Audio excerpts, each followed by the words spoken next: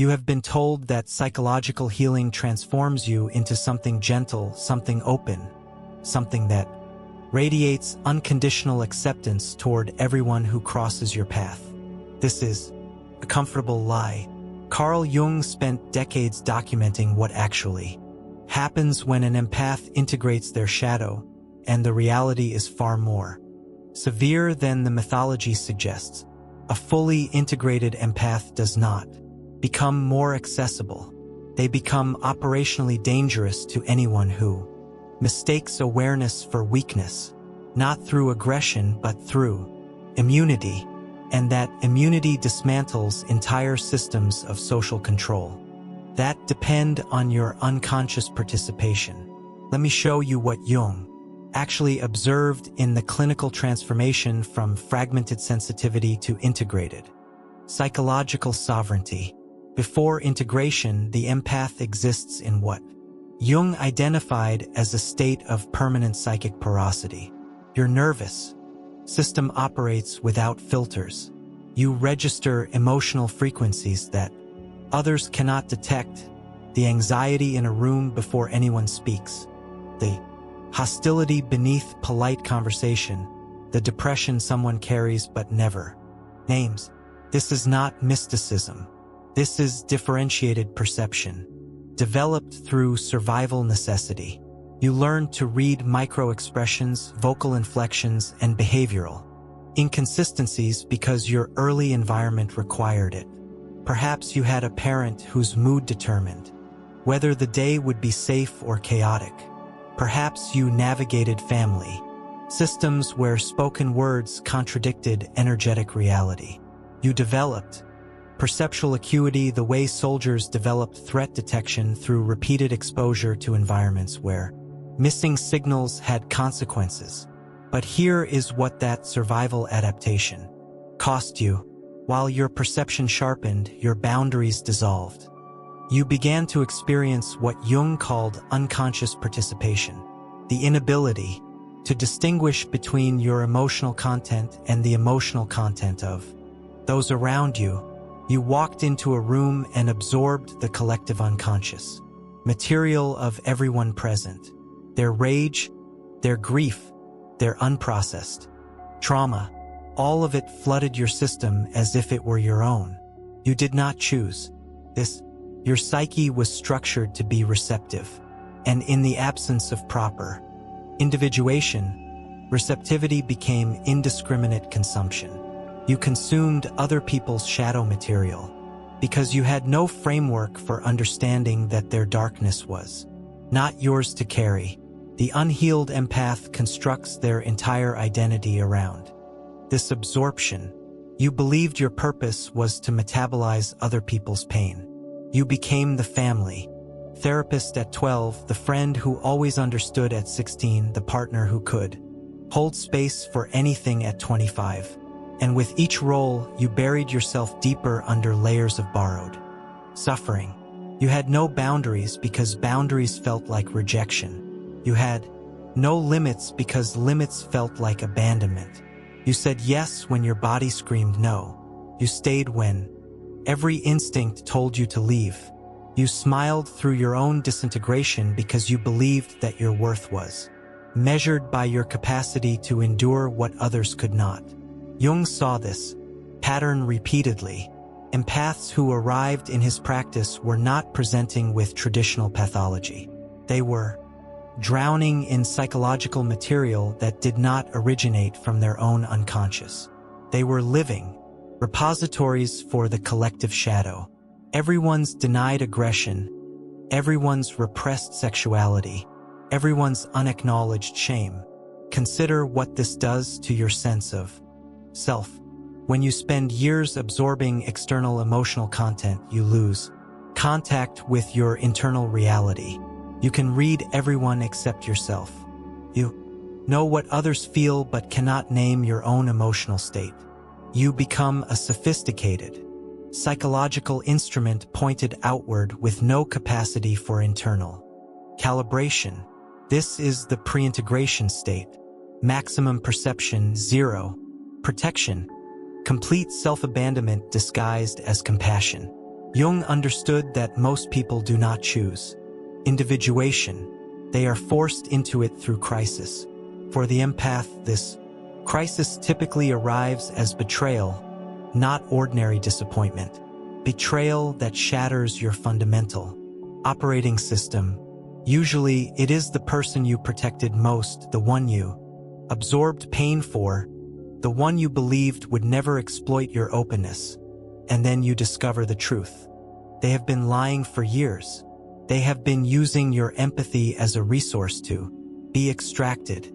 They never saw you as a person, only as a function they could exploit. This moment is critical, not because it breaks you, because it forces a choice that can no longer be delayed. You can continue absorbing, continue explaining away what you know to be true, continue overriding your perceptual accuracy to maintain the relationship, or you can trust what you have always known but refused to acknowledge. Jung called this the encounter with the shadow, but for the empath, it is more specific. It is the moment you confront your own denied aggression, your suppressed rage, your capacity for severance, all the qualities you have labeled as cruel or selfish or wrong. These are the aspects waiting in your shadow, and integration requires that you claim them. This is not a gentle process. You do not integrate your shadow through affirmations or therapy exercises. You integrate it through acknowledging that you have been complicit in your own dissolution, that every time you override your instincts to preserve someone else's comfort, you commit an act of self-violence. The breaking point is when you stop committing that violence. When you look at the person who betrayed you and feel nothing, no desire to fix them, no need to understand them, no impulse to absorb their guilt, or shame or justification, just clarity. Cold, precise, unshakable clarity. What happens after the breaking point is not what the self-help industry describes as healing.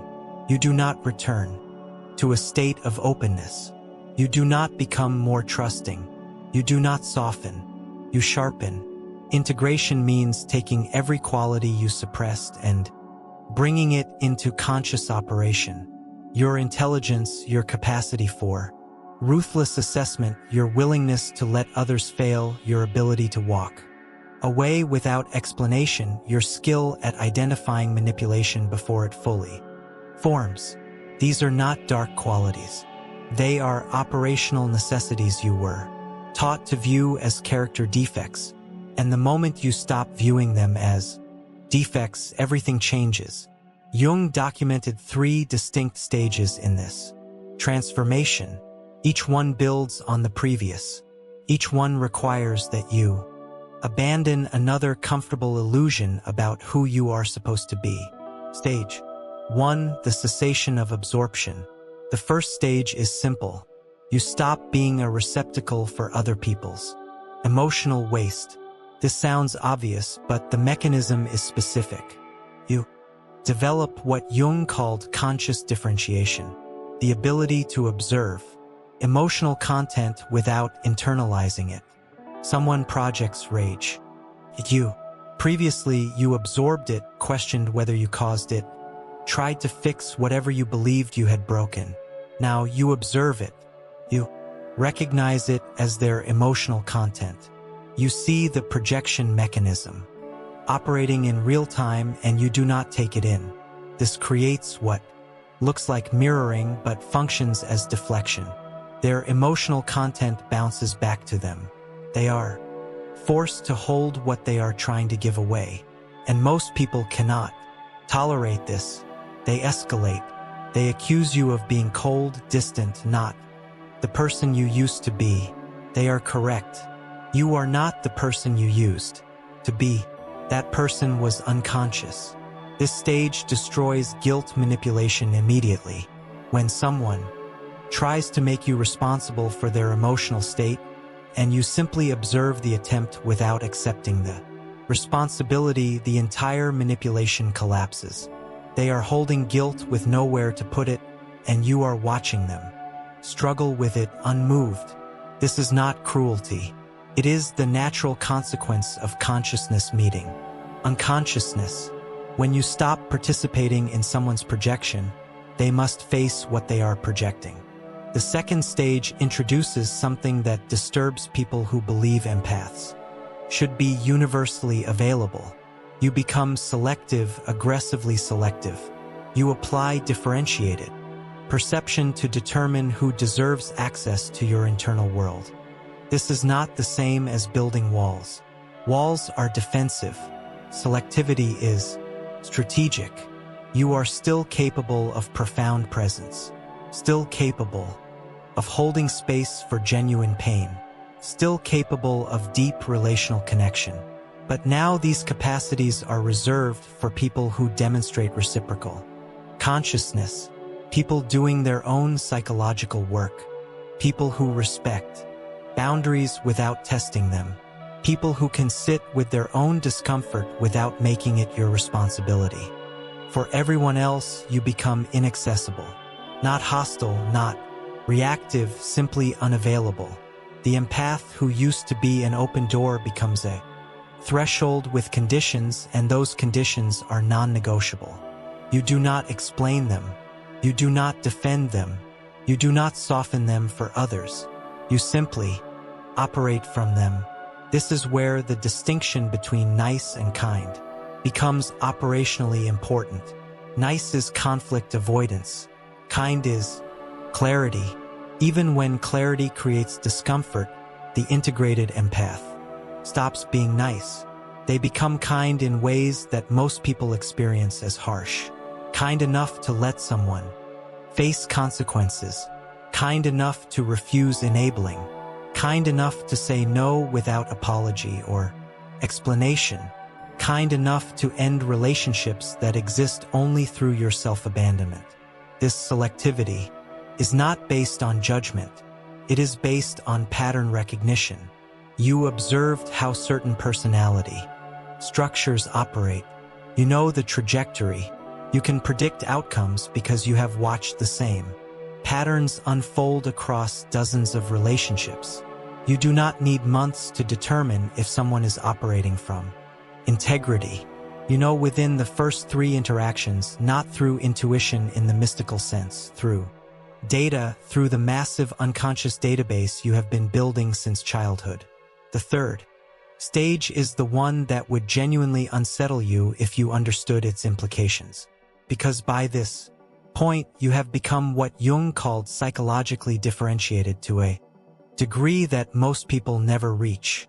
You are not just empathic, you are predictive. Think about what you have actually been doing all these years.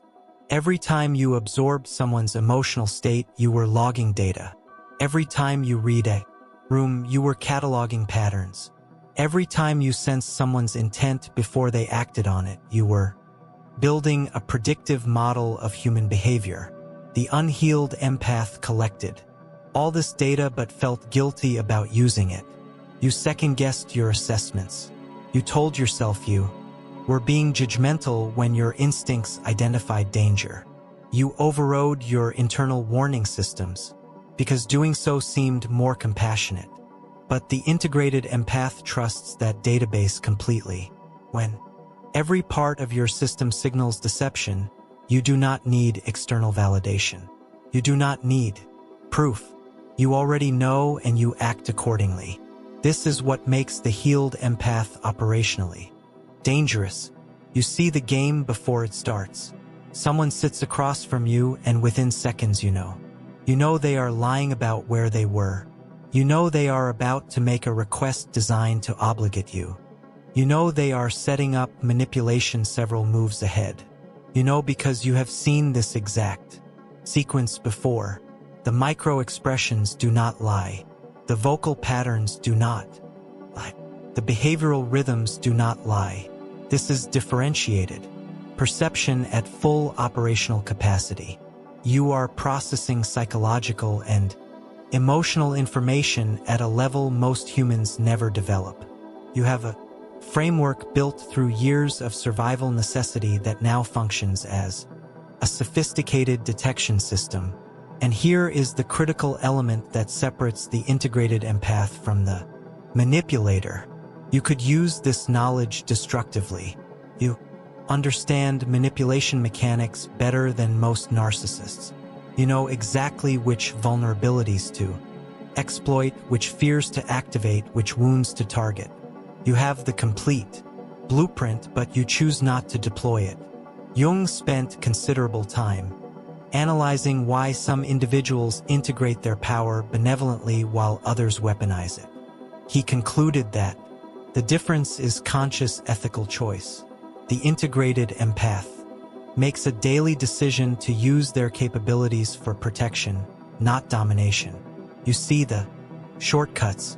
You recognize that your understanding of human psychology gives you unfair advantages in nearly every interaction, but you refuse to take those advantages.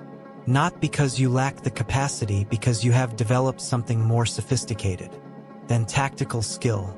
You have developed integrity. This is what Jung meant by individuation.